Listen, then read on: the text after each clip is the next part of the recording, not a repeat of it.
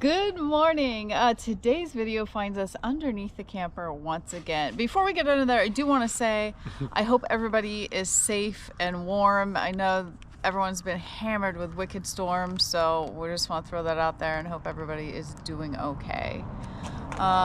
So we are heading underneath the camper again because we've made a mistake. So if you watched the last video, you realize we mislocated the gray tank. We actually mislocated it.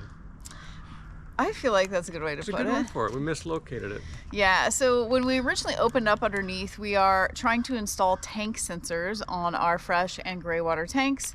We successfully installed the freshwater tank. We saw what we thought was the black tank.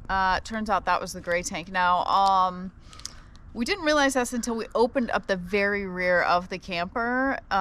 We were trying to find the gray tank and also troubleshoot another problem. And it was because of this other problem it led us to realize where the gray tank actually was. So check this out. What exactly is the problem? I'm not going to pull the black tank, but this is the black tank, and it just two fingers slides in and out perfectly. Yeah. This one, it is. I'm pulling hard, and it just slowly comes. I'm just afraid one of these days at the dump station it's gonna snap or or break something inside. I've tried lubes, and then it won't push back in all the way. It does, but it's just really stiff. And you kind of looked underneath. What did you discover? It looks like this is a really long cable, and it's got a sharp bend to go where it needs to go. So that cable, when you're pulling it, has to wrap around this tight bend. So I don't know if I can shorten it. I don't know if I can move it. This is the black tank pole. Okay. This is the gray. Yeah. And this is the cable. Okay. And then I'm gonna follow the cable. Oh, it's really twisting up. And it goes up here, and then right here, you see where it does a big turn. Get up in there. Hang on. Oh, it just See that? Yeah. See what when you're pulling this is way long. Really crazy. So while we didn't actually correct that cable issue yet, we're still kind of mulling that over in our minds. That cable led us to realize that the gray tank was actually in the front there, the tank that we originally saw the first time we popped it open. The moment I realized it got real quiet under there for some reason. Yeah, so we'd already installed our second Mopeka sensor on, well, the tank is gray in color, but it's the black tank. It's our black tank, yeah. And that's not coming off there. We're done. Mm-hmm. I'm back looking where the gray tank valve is very sticky, and I'm looking at all that. I'm trying to follow that cable, and it gets twisted, like a big S twist in there. And so I'm following it, trying to see if I can find a way to get a twist out of it or shorten it. And I realize it goes all the way to the valve that comes out of what I thought was the black tank. Yeah. So the tank that is black in color is actually our gray tank. And at that moment, I'm just kind of quiet. And she's talking, I'm not really even hearing what she's saying. You kept tracing that cable multiple times. I'm trying to make it go back to the different tank. He didn't believe it. I was like, I can't believe I'd screwed up so bad. But it's just funny. Not a huge deal. We don't know why we just assumed that was a black tank. We just got our wires crossed, our cables crossed. Anyway, we're dipping back under. We're gonna install this third sensor now. We're gonna have all our tanks loaded with new sensors. Well, the good news is we'll have a sensor on our black tank. Now they say it doesn't work as well for obvious reasons, but it shows a percentage of what our tank probably is, how consistent that'll be. So it'll be interesting to report back on later to see if the Mopeka sensor actually works on the black tank as well. Yeah. And then I wanted to mention a couple things on the comments in the last video. I really appreciate all the comments and the suggestions. And there was a couple suggestions from several people that maybe be a good idea where we mount the sensors under here. This whole panel comes off, you saw the last video, and then the gray tank is be mounted here, and the fresh one is mounted over there. And this is like foam insulation with a piece of plastic, hard plastic that's connected to. Some people suggested maybe just making an access point, maybe duct tape it or something, so you could access that when those batteries go bad. I might do that in the future, but for now, once they're mounted, they're close to each side. I can pull off just the screws on this one side, and it lowers down enough that I could change the battery. So I'm just gonna go for that right now, because I'm hoping that it's, you know, the Mopeka sensor on our propane has lasted about a year so far. So just remember, when you have that sensor, if you have that Mopeka sensor, make sure when you check your percentage levels that you turn the app off every time, because that just keeps running. So one more thing I want to mention too, if you do use these, make sure you sync it to your app before you close it back up, because I had the freshwater tank on my phone, but Dave had not synced it to his when we closed it up the first time. So when we were back in there again, he synced it. So, and to sync it, you just press and hold this sync button on the actual sensor and open your, oops, it rolled away. You just open your app and then press and hold this sensor for maybe 10 seconds and it'll automatically pick it up. So it's super simple to sync, but don't forget to do that before you seal it back up if it's in an inaccessible place. Okay, let's get this off and get this back up there. okay.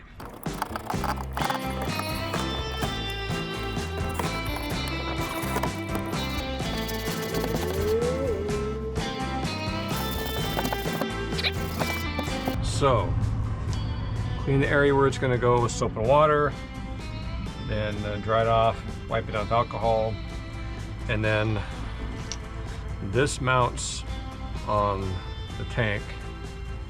This goes into here, this faces the tank, and that snaps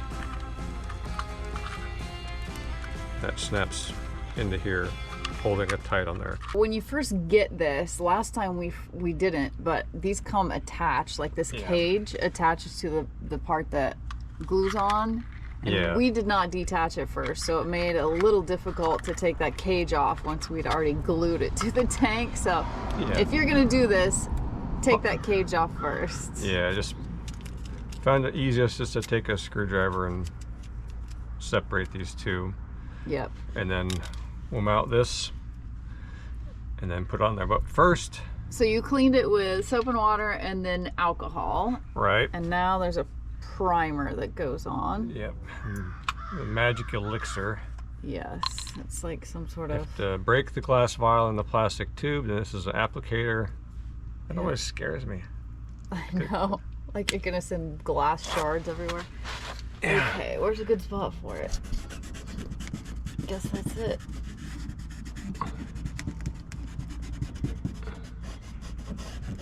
Just make sure you kind of know what size of your ring is there, so you can make sure that the part that touches, that peels off. That goes right where you put that stuff. You have to push it on there. And it's stuck good when it gets going. I only say that because we actually put one on the black tank and we tried to take it off as soon as we found out there's no way that's not going anywhere. We're like, oh no, can we put that now on the gray tank? No, it's not moving. And then the sonic grease that comes with it. Yeah, sonic grease goes on this little sensor here. It says the size of a pea. On the black nubby. Is that a pea? Yeah, it's a big pea. It's a big pea.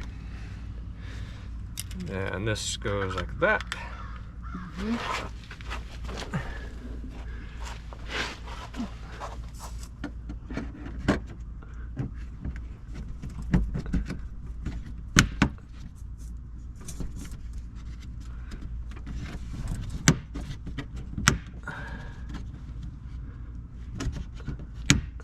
There. Looks good.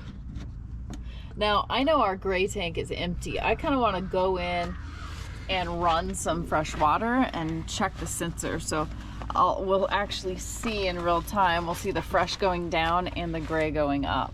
Ooh, confident are we? Good? Well, I mean, we might as well try it, right? So now I open up the Mopeka app. You can see I've labeled the 4 sensors of the black tank, the fresh water, the gray, and the propane. And so the gray one I just installed says low. Yeah, well, we are empty in there, so. And our fresh water is at 79%. So let's go run some water in the sink and see if these two change the way they should change. Okay, sounds good. I'll go turn it on. Okay.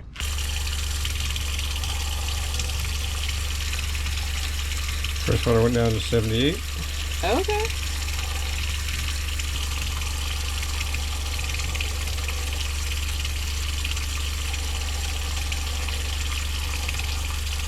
%76% in the fresh water. Okay. And the gray is so big that it just hasn't registered yet. It's a long, flat tank, so. Yeah. 75. 31%. Oh, it's reading now. There we go. Okay.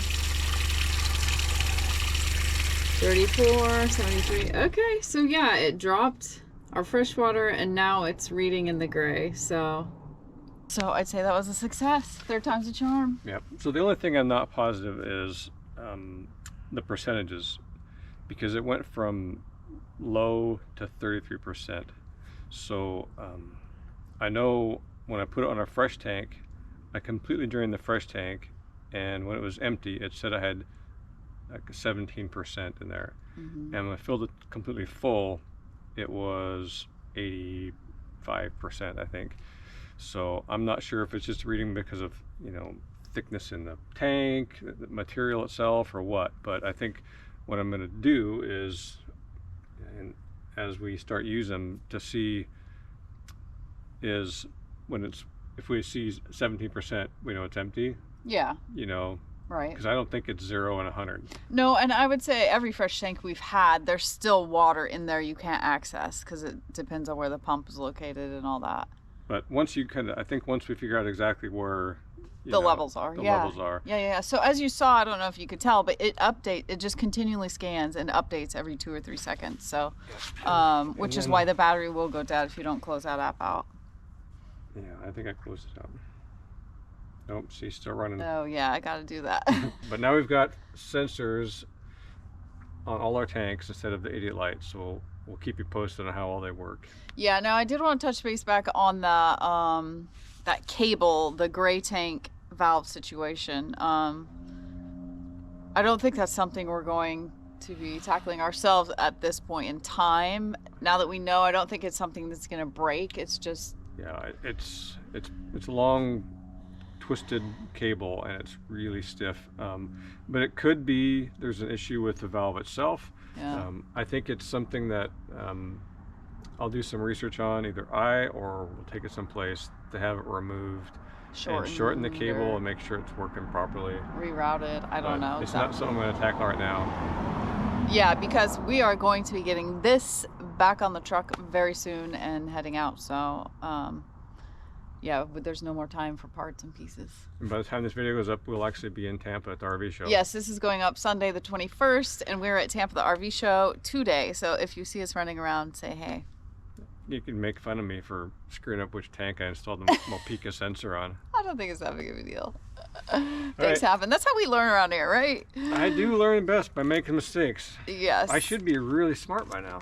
Oh, one thing coming up too, we are going to be, this camper did not come with a external portable solar port on it, and we would like to carry a portable solar panel to top off our batteries when we are parked in the shade and or in heavy trees in the mountains. Yeah, we can have we can pull out the portable solar and be kind of supplementing our energy that way. So it didn't come with a port, which a lot of the newer ones I guess do, so I was kind of surprised this one did not. So that is something we're going to be installing ourselves. So that'll be an upcoming project as well. No screw-ups. We gotta drill a hole in the camper. That always scares me. All right, talk to you soon. Carry on. Carry on. Thanks for watching. And a very special thank you to our patrons for supporting our channel. Join us over on Patreon for extra videos and more content. Check out our website or Amazon for our pistol book. Carry on. Carry on.